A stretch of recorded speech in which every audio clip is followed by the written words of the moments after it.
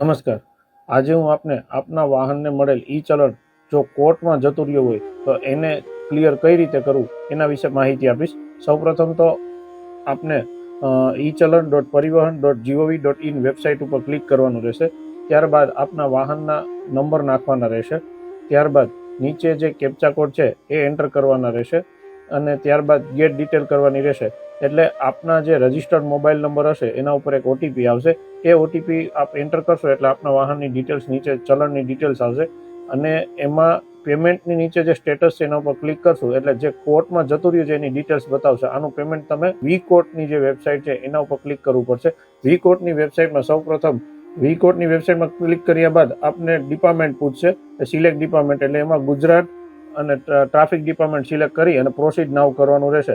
ત્યારબાદ આપનો વાહનની ડિટેલ 3 રીતે સર્ચ કરી શકશો. એક તો મોબાઈલ નંબર ઉપરથી, ચલણ નંબર ઉપરથી, વ્હીકલ નંબર ઉપરથી.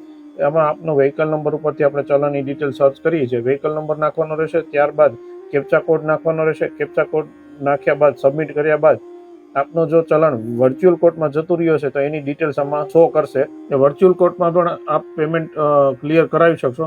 એના ઉપર વર્ચ્યુઅલ કોર્ટમાંથી પેમેન્ટ ક્લિયર કરવા માટે સૌપ્રથમ આપણે વર્ચ્યુઅલ કોર્ટમાંથી આપ પેમેન્ટ ક્લિયર કરી શકશો.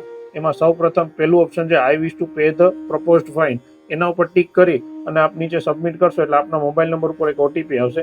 એ ઓટીપી આપણે સબમિટ કરવાનો રહેશે. ઓટીપી સબમિટ કરી અને વેરીફાઈ ઓટીપી કરવાનો રહેશે. નીચે આઈ એગ્રી અને આઈ હેવ અન્ડરસ્ટુડ એ બેને ઉપર ટિક કરવાનું રહેશે અને ત્યારબાદ એક્સેપ્ટ અને પે ઉપર ક્લિક કરવાનું રહેશે. એક્સેપ્ટ અને પે કર્યા બાદ આપ 3 રીતે આપના વી કોર્ટમાંથી પેમેન્ટ કરી શકશો.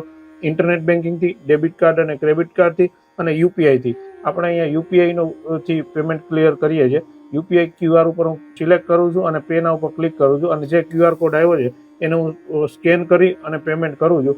જેવું હું સ્કેન કરી અને પેમેન્ટ સબમિટ કરી દઈશ એટલે આપને સક્સેસનો મેસેજ મળી જશે. સક્સેસનો મેસેજ મળ્યા બાદ આપને જે પેમેન્ટ કરેલું છે એની રિસીપ્ટ પણ મળી જશે. ટ્રાફિકના નિયમોનું આપણે સૌ પાલન કરીએ. Thank you.